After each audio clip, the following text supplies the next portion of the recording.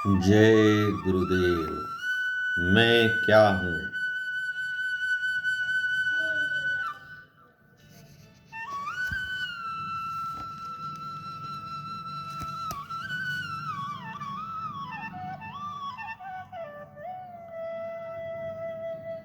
अच्छा, चलो अब साधना की ओर चलें।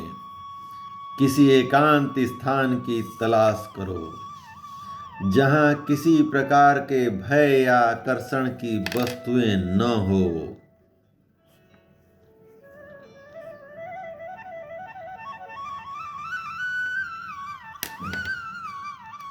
वह स्थान उत्तम है। यद्यपि पूर्ण एकांत के आदर्श स्थान सदैव प्राप्त नहीं होते, तथापि जहाँ तक हो सके निर्जन और कोलाहल से रहित स्थान तलाश करना चाहिए। इस कार्य के लिए नित नए स्थान बदलने की अपेक्षा एक जगह नियत कर लेना अच्छा है। वन, पर्वत, नदी, तट आदि की सुविधा न हो तो एक छोटा सा स्वच्छ कमरा इसके लिए चुन लें जहां आपका मन जुट पावे। इस तरह मत बैठो जिससे नाड़ियों पर तनाव पड़े। अकड़ कर छाती या गर्दन फुलाकर, हाथों को मरोड़ कर या पांवों को ऐंठ कर एक दूसरे के ऊपर चढ़ाते हुए बैठने के लिए हम नहीं कहेंगे, क्योंकि इन अवस्थाओं में शरीर को कष्ट होगा। वह अपनी पीड़ा को पुकार बार बार मन तक पहुंचाकर उसे उचटने के लिए विवश करेगा। शरीर को बिल्कुल शिथिल कर देना चाहिए जिससे समस्त मांसपेशियां ढीली हो जावें और देह का प्रत्येक कण शिथिलता, शांति और विश्राम का अनुभव करे। इस प्रकार बैठने के लिए आराम कुर्सी बहुत अच्छी चीज है। चरपाई पर लेट जाने से भी काम चल जाता है, पर सिर को कुछ ऊंचा रखना जरूरी है। मसंद कपड़ों की गठरी या दीवार का सहारा लेकर भी बैठा जा सकता है। बैठने का कोई भी तरीका क्यों न हो, उसमें यही बात ध्यान रखने की है कि शरीर रुई की गठरी जैसा ढीला पड़ जावे। उसे अपनी साज संभाल में जरा सा भी प्रयत्न न करना पड़े। उस दशा में यदि समाधि चेतना आने लगे तब शरीर के इधर उधर लुढ़क पड़ने का भय न रहे। इस प्रकार बैठकर कुछ शरीर को विश्राम और मन को शांति का अनुभव करने दो। प्रारंभिक समय में यह अभ्यास विशेष प्रयत्न के साथ करना पड़ता है। पीछे अभ्यास बढ़ जाने पर साधक जब चाहे तब शांति का अनुभव कर लेता है, चाहे वह कहीं भी कैसी भी दशा में क्यों ना हो। सावधान रहिए, यह दशा तुमने स्वप्न देखने या कल्पना जगत में चाहे जहां उड़ जाने के लिए पैदा नहीं की है, और न इसलिए कि इंद्रिय विहार इन एकांत वन में कबड्डी खेलने लगे। ध्यान रखिए, अपनी इस ध्यान अवस्था को भी काबू में रखना और इच्छानुवर्ती बनाना है। यह अवस्था इच्छा पूर्वक किसी निश्चित कार्य पर लगाने के लिए पैदा की गई है। आगे चलकर यह ध्यान अवस्था चेतना का एक अंग बन जाती है और फिर सदैव स्वयमेव बनी रहती है।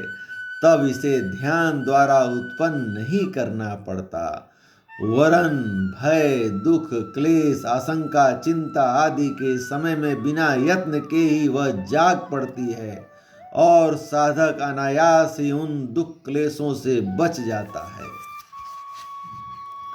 हाँ, तो उपयुक्त ध्यान अवस्था में होकर अपने संपूर्ण विचारों को मैं के ऊपर इकट्ठा करो। किसी बाहरी वस्तु या किसी आदमी के संबंध में बिल्कुल विचार मत करो। भावना करनी चाहिए कि मेरी आत्मा यथार्थ में एक स्वतंत्र पदार्थ है। वह अनंत बल वाला अविनाशी अखंड है। वह एक सूर्य है जिसके इर्द गिर्द हमारा संसार बराबर घूम रहा है। जैसे सूर्य के चारों ओर नक्षत्र आदि घूमते हैं, अपने को केंद्र मानना चाहिए। सूर्य जैसा प्रकाशवान, इस भावना को बराबर लगातार अपने मानस लोक में प्रयत्न की कल्पना और रचना शक्ति के सहारे मानस लोक के आकाश में अपनी आत्मा को सूर्य रूप मानते हुए केंद्र की तरह स्थित हो जाओ और आत्मा से अतिरिक्त अन्य सब चीजों को नक्षत्र तुल्य घूमती हुई देखो। वे मुझसे बंधी हुई हैं, मैं उनसे बंधा नहीं हूं।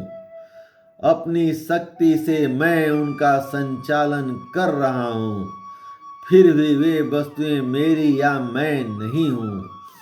लगातार परिश्रम के बाद कुछ दिनों में यह चेतना दृढ़ हो जाएगी। यह भावना झूठी या काल्पनिक नहीं है। विश्व का हर एक जड़ चेतन परमाणु बराबर घूम रहा है। सूर्य के आसपास पृथ्वी आदि ग्रह घूमते हैं और समस्त मंडल एक अदृश्य चेतना की परिक्रमा करता रहता है। हृदयगत चेतना के कारण रक्त हमारे शरीर की परिक्रमा करता रहता है। शब्द, शक्ति, विचार या अन्य प्रकार के भौतिक परमाणुओं का धर्म परिक्रमा करते हुए आगे बढ़ना है। हमारे आसपास की प्रकृति का यह स्वाभाविक धर्म अपना काम कर रहा है। हम में से जिन परमाणुओं को काम करना पड़ेगा वह स्वभावतः हमारी परिक्रमा करेंगे, क्योंकि हम चेतना के केंद्र हैं। इस बिल्कुल स्वाभाविक चेतना को भली भांति हृदयंगम कर लेने से आपको अपने अंदर एक विचित्र परिवर्तन मालूम पड़ेगा। ऐसा अनुभव होता हुआ प्रतीत होगा कि मैं चेतना का केंद्र हूँ और मेरा संसार, मुझसे संबंधित समस्त भौतिक पदार्थ मेरे इर्द गिर्द घूमते रहते हैं। मकान, कपड़े, जेवर, धन दौलत आदि मुझसे संबंधित हैं, पर वह मुझ में व्याप्त नहीं, बिल्कुल अलग हैं। अपने को चेतना का केंद्र समझने वाला अपने को माया से संबंधित मानता है, पर पानी में पड़े हुए कमल के पत्ते की तरह कुछ ऊंचा उठा रहता है, उसमें डूब नहीं जाता। जब वह अपने को तुच्छ, अशक्त और बंधे हुए जीव की अपेक्षा चेतन सत्ता और प्रकाश केंद्र स्वीकार करता है तो उसे उसी के अनुसार परिधान भी मिलते हैं। बच्चा जब बड़ा हो जाता है तो उसके छोटे कपड़े उतार दिए जाते हैं। अपने को हीन, नीच और शरीर अभिमानी तुच्छ जीव जब तक समझोगे तब तक उसी के लायक कपड़े मिलेंगे। लालच, भोग इच्छा, कामेच्छा, चाटुकारिता, स्वार्थपरता आदि गुण आपको पहनने पड़ेंगे, पर जब अपने स्वरूप को महानतम अनुभव करोगे तब यह कपड़े निरर्थक हो जाएंगे। छोटा बच्चा कपड़े पर शौच कर देने में कोई बुराई नहीं समझता, किंतु बड़ा होने पर वह ऐसा करने में घृणा करता है। कदाचित बीमारी की दशा में वह ऐसा कर भी बैठे तो अपने आप को धिक्कारता है और शर्मिंदा होता है। नीच विचार, हीन भावनाएं, पाशविक इच्छाएं और क्षुद्र स्वार्थपरता ऐसे ही गुण हैं जिन्हें देखकर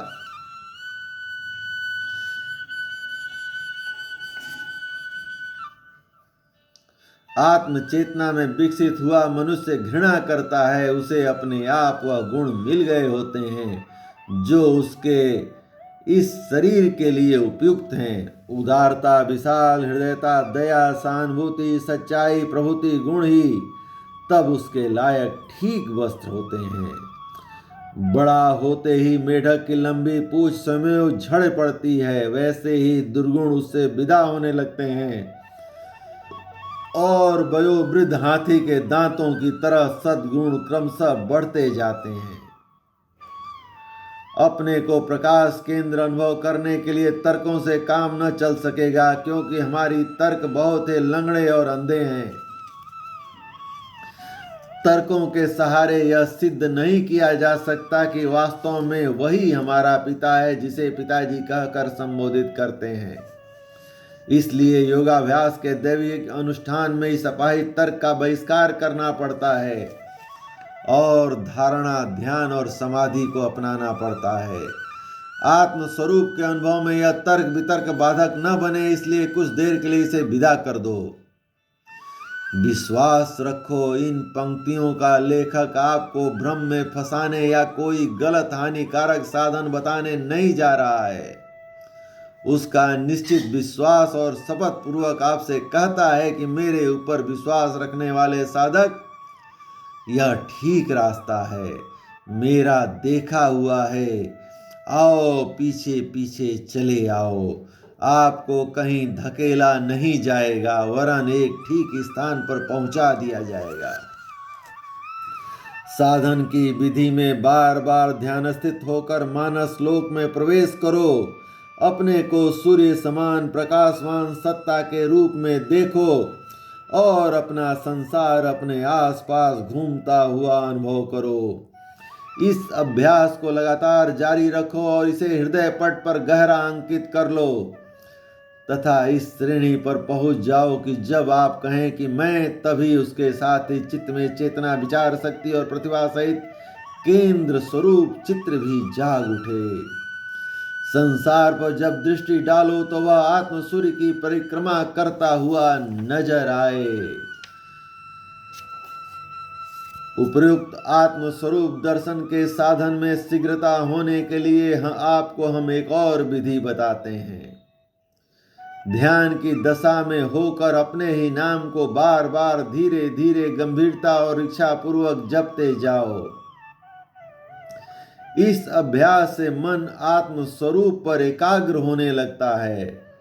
लॉर्ड टेनिसन ने अपनी आत्म शक्ति को इसी उपाय से जगाया था। वे लिखते हैं, इसी उपाय से हमने कुछ आत्मज्ञान प्राप्त किया है, अपनी वास्तविकता और अमरता को जाना है एवं अपनी चेतना के मूल स्वरूप का अनुभव किया है।